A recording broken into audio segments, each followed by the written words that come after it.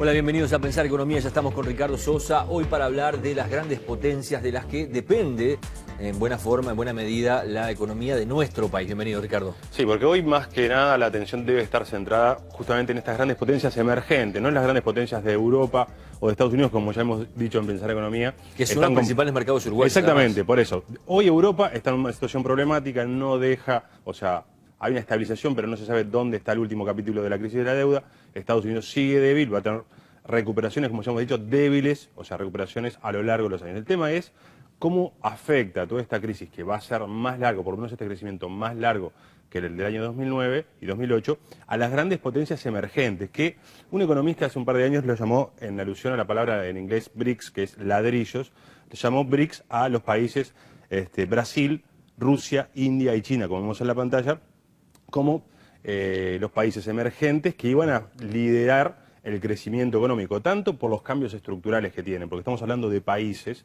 donde se da un aumento en la calidad de vida de los habitantes. Se ha dado en Brasil, donde muchas personas, muchas familias salieron de la pobreza, en China, la inmigración rural hacia el campo, que han cambiado estructuralmente lo que es el mercado mundial, fundamentalmente en materias primas. Y obviamente por eso Uruguay está muy atado a lo que pase con estos países. No tanto India, pero sí Brasil, absolutamente. Rusia es el principal importador de carnes y China es el principal importador de soja. Entre estos cuatro países hablamos del 40% de lo que vende Uruguay al mundo. Sí, los datos, por lo menos el acumulado de los 9 a 11 meses del año 2011, de enero a noviembre, casi el 40% son a estos tres países. No estamos sacando la India, estamos hablando de Brasil, Rusia y China, que es el mercado importador de soja por excelencia, pero también importa lana, empieza a importar cada vez más carne, es un mercado potencial en lácteos, es un mercado potencial en todo lo que tiene que ver con alimentos, porque los indios, los chinos, los brasileños en muchas partes de Brasil empiezan a comer más proteínas. En vez de, el chino deja de comer tanto arroz o tanto tipo de vegetales, empieza a comer proteína. Con que un chino empieza a comer 2 churrascos por mes, y ya es una revolución, pero parece broma, pero es así. Entonces, esto es definitivamente importante para Uruguay. ¿Cuál va a ser la evolución de estos países? De otros países, puede ser Sudáfrica, Corea, que se puedan sumar a este grupo de 4 países, en lo que es la evolución y la demanda de Uruguay. Como estamos viendo, elegí 2 países, Brasil y China. Brasil, hay que fijarse, no creció en el tercer trimestre respecto al segundo, fue un crecimiento nulo, o sea, de 0%, ha bajado las tasas de interés, lanzó un plan muy fuerte de estímulo a la actividad, vía exoneraciones impositivas, vía estímulos crediticios, y también crecen las presiones proteccionistas, lo está sufriendo Uruguay, lo están sufriendo otros países. En lo que tiene que ver con China, en noviembre hubo por primera vez en 3 años una caída de la producción industrial. Uno dice, bueno, está bien, pueden caer, pero es China. China ha liderado, es la segundo consumidor mundial de petróleo. Una caída en la producción industrial china se refleja en casi todas las materias primas, y todo lo que tiene que ver con la construcción, lo que tiene que ver con el acero, lo que tiene que ver con los alimentos. Cede la inflación, es un dato positivo porque había subido mucho la inflación, y el gobierno de Pekín, somos un gobierno comunista de un solo partido, pero una economía de mercado, no puede permitir una alza excesiva en los alimentos. Entonces es un tema preocupante. Ahora está cediendo la inflación, y eso da margen para que China tenga políticas más expansivas a nivel monetario, y eso obviamente que es bueno para la demanda de alimentos, y las transformaciones siguen. Por más que China pueda tener un traspié, o sea, en vez de crecer a 8%, crecer a 6%, o de 10%, crecer a 6%, no puede dejar de crecer, porque las transformaciones de migración y de alimentación en China son tan fuertes que no pueden pararse. Y obviamente que para el gobierno comunista de Pekín, abastecer de alimentos a su población a niveles moderadamente, estables, a niveles estables, absolutamente clave. O sea que esos por lo menos son los 2 países que elegí. También está Rusia, donde ha habido algunas protestas. Parece que Vladimir Putin no las tiene, no va a seguir, por lo menos no se va a perpetuar en el poder, no la tiene tan fácil, y hay que seguir a Rusia porque es el principal importador de carne. Ahora vamos a ver en la siguiente pantalla una fuerte concentración que tiene la exportación de bienes, siempre aclarando, exportación de bienes, porque la exportación de servicios también agrega divisas y bastantes al país, pero estamos hablando de bienes. Y como vemos en esta gráfica, cerca del 50% de las exportaciones de bienes, de vuelta estoy tomando enero-noviembre, lo constituyen 1, 2, 3, 4, 5, 6, 7 rubros. La carne, soja, arroz, trigo, productos lácteos, básicamente madera, materias primas. Exactamente. ¿No? En algunos casos no industrializados. Exacto. En la carne, en el arroz hay procesamiento, en la leche también hay procesamiento. Genética, hay mejoramiento seguramente. Claro, ¿no? Exactamente, pero estamos viendo que hay la mitad de las exportaciones responden a 8 rubros a otros rubros que dependen de los mercados externos, obviamente, a un mercado externo volátil, y obviamente eso genera cierta vulnerabilidad, depender muchísimo de algunos rubros. Obviamente que son los rubros vinculados a los alimentos, la mayor parte de eso que uno dice, en una situación de crisis, lo último que deja de afectarse, lo último que se afecta es la alimentación. O sea que estamos en un escenario de concentración del comercio exterior. En la próxima placa, lo que estamos viendo tiene que ver con la situación de las diferentes materias primas. La soja, por ejemplo, es la principal exportación individual de Uruguay junto a la carne. Representa cerca más del 12% de las exportaciones, cuando hace 10 años no representaba prácticamente nada. Y en Uruguay...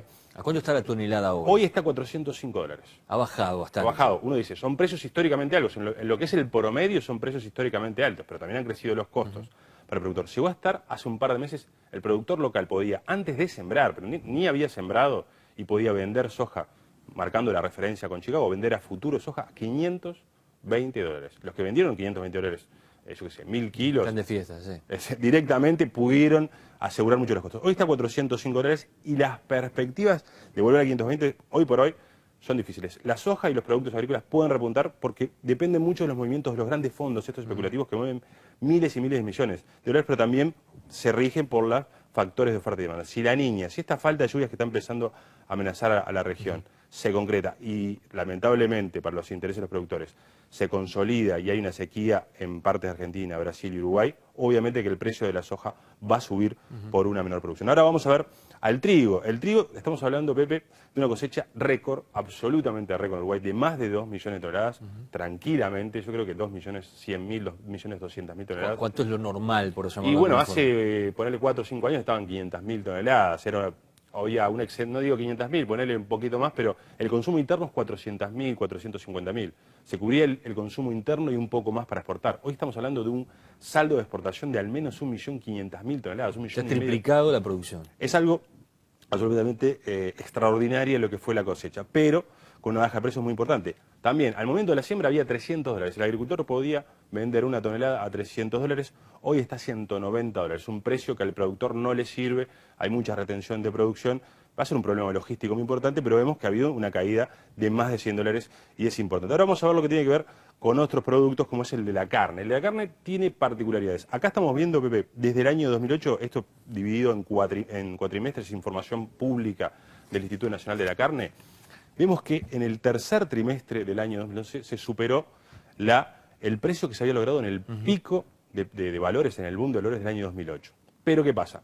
Hay poca oferta en el mundo, la oferta se radica básicamente en el Mercosur, en Estados Unidos y en algunos otros países.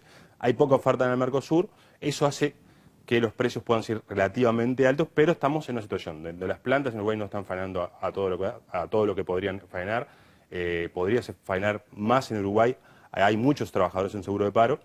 Y obviamente la ventaja que tiene la carne en Uruguay es la diversificación. Uruguay tiene, excepto 2 o 3 países, acceso a todos los países del mundo. O sea que si un mercado se cae o un mercado hay otras cede, posibilidades. hay otras posibilidades. Por último, vamos a ver, creo yo, y creo que es el consenso de los analistas en la última placa, el sector lácteo, que es el sector más firme en lo que tiene que ver con este momento. Estas son las gráficas de las licitaciones de Fonterra. Nueva Zelanda es una licitación que es la referencia, y acá puse la leche en polvo.